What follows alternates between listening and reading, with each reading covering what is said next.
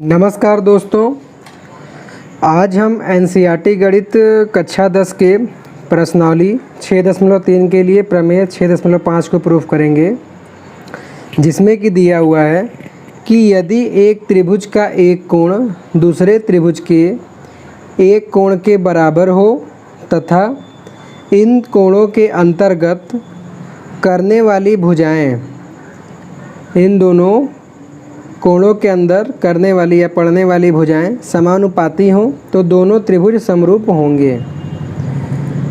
तो इसको हम चित्र के माध्यम समझते हैं। क्या कह रहा है कि एक त्रिभुज का एक कोण दूसरे त्रिभुज के एक कोण के बराबर। तो हम मान लेते हैं कि ये त्रिभुज ए बी सी है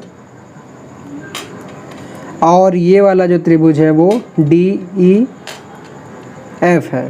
ठीक है, तो इसमें क्या कह रहा है कि एक त्रिभुज का एक कोण दूसरे त्रिभुज के एक कोण के बराबर हो तथा इस कोण के अंतर्गत पड़ने वाली भुजाएं समानुपाती हों। तो इस कोण के अंतर्गत हम देख रहे हैं कि ये भुजा आ रहा है और ये भुजा, मतलब कि ए बी बटे डी ई का अनुपात ए सी बटे डी एफ के बराबर हो। तो हमें दिखाना है कि ये दोनों त्रिभुज समरूप होंगे।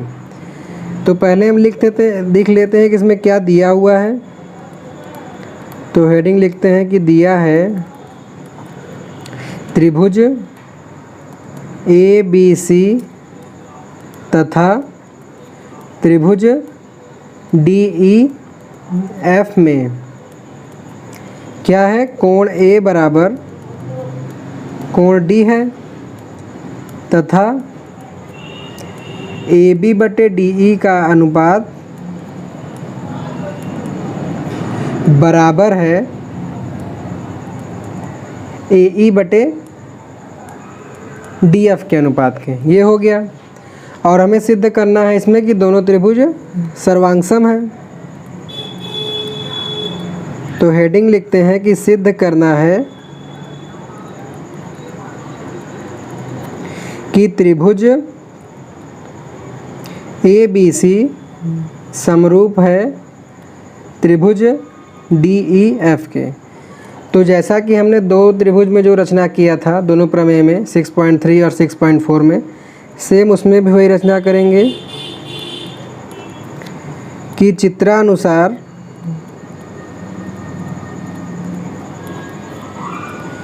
ए बी बराबर डी पी तथा ए सी बराबर डी क्यू लिया और पी क्यू मिलाया। मतलब कि जितनी हाइट ए बी की है उतना हमने इस डी ई पे एक बिंदु पी ले लिया और सेम जितनी हाइट ए सी पे है उतना ही हमने इस पे बिंदु क्यू ले लिया। ये आपको केवल मानना है, इतना बराबर ज़रूरी नहीं है। और पी से क्यू को मिला दिया। तो देखिए, हमें समरूप सिद्ध करना है तो पहले हम इसका स्ट्रेटजी समझ लेते हैं कि हम करेंगे क्या।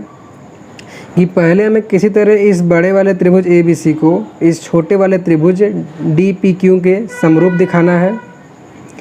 और फिर उसके बाद अगर हम इस छोटे वाले त्रिभुज को इस बड़े वाले त्रिभुज डी ई एफ के समरूप दिखा दें तो इन दोनों समीकरण में डी पी क्यू जो है बीच में आएगा। तो समीकरण 1 और 2 से हम इसको समरूप दिखा सकते हैं। तो अब बात आती है कि हम ए बी सी को डी पी क्यू के समरूप कैसे दिखाएं।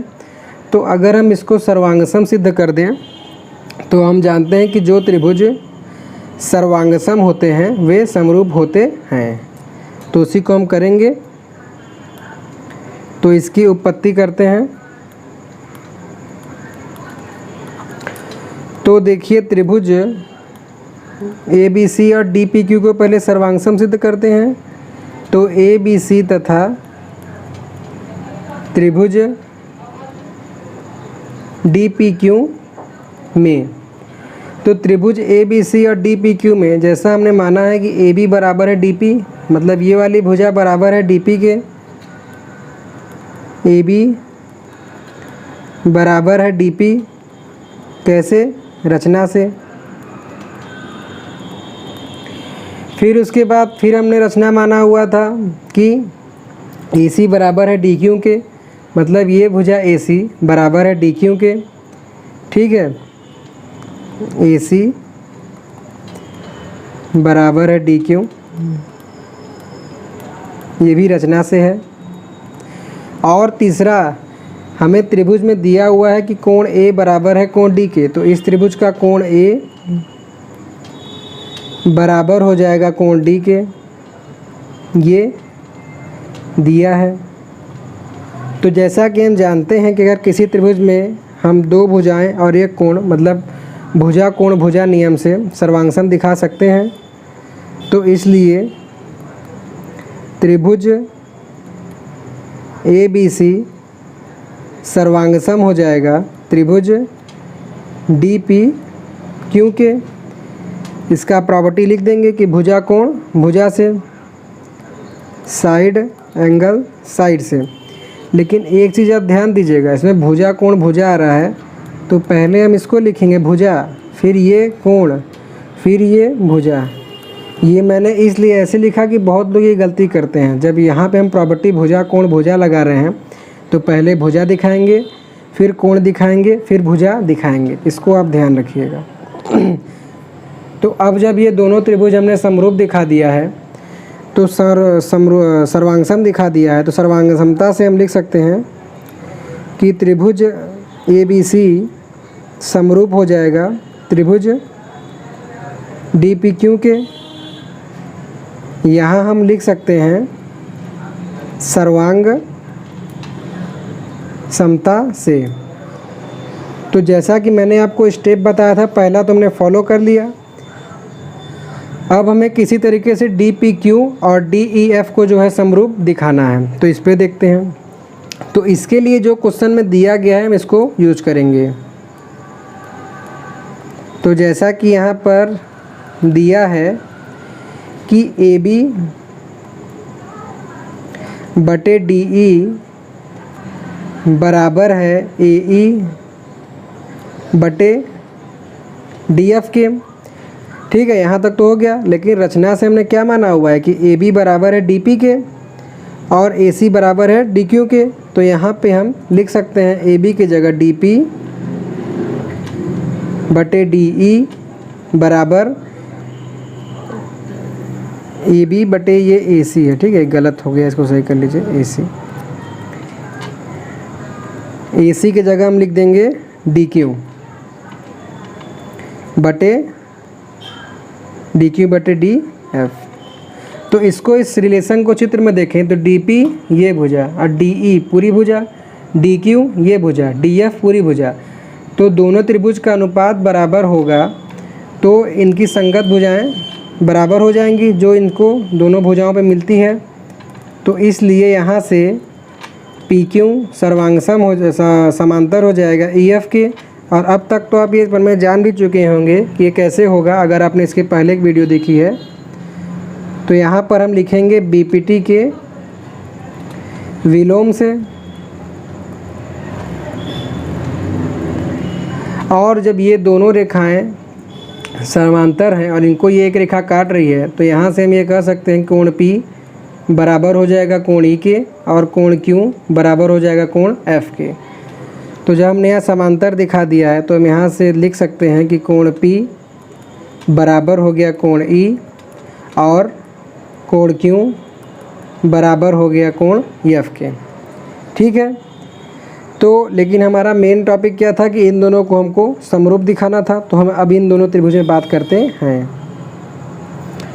तो त्रिभुज डी पी क्यू तथा त्रिभुज डी ई एफ में, तो यहाँ जैसे कि हम देख रहे हैं कोण डी दोनों में कॉमन है, तो कोण डी बराबर कोण डी हो गया।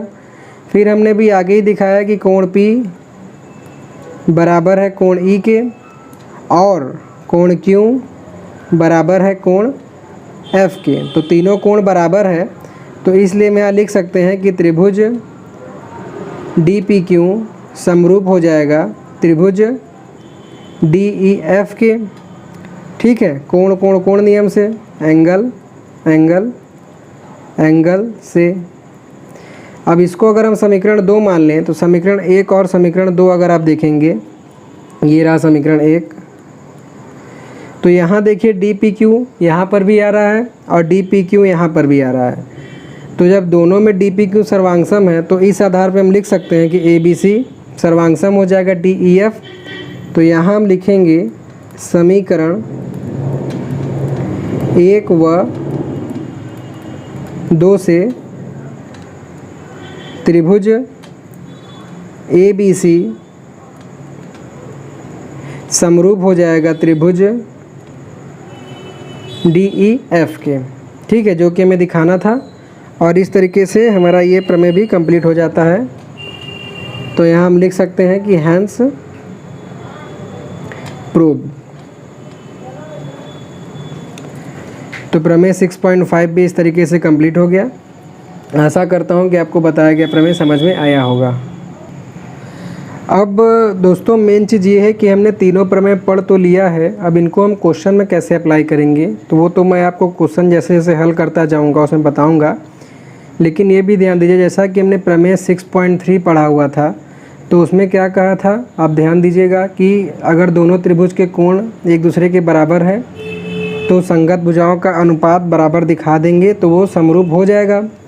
तो मतलब कि अगर हम त्रिभुज का तीनों कोण अगर बराबर दिखा देंगे तो वो समरूप हो जाएगा। ठीक है, मतलब से क्वेश्चन में दिया कि दो त्रिभुज हैं उनके तीनों कोण बराबर दिखा देंगे तो वो समरूप हो जाएगा। ये पहला नियम हो गया किससे, 6.3 प्रमेय से। उसी तरीके से अगर हम दोनों त्रिभुज के भुजाओं का अनुपात अगर बराबर दिखा देंगे तभी वो समरूप हो जाएगा। तीसरा, अगर हम एक कोण जो कि मैंने 6.5 अभी बताया हुआ है वो कोण से संगत भुजाओं को बराबर दिखा देंगे तभी त्रिभुज समरूप हो जाएगा। क्योंकि आगे के क्वेश्चन में हमको त्रिभुजों को समरूप करके दिखाना है तो उसके लिए आप ये तीनों पॉइंट को ध्यान रखिएगा। वैसे भी मैं आगे इसके बारे में आपको बताऊंगा। So thanks for watching.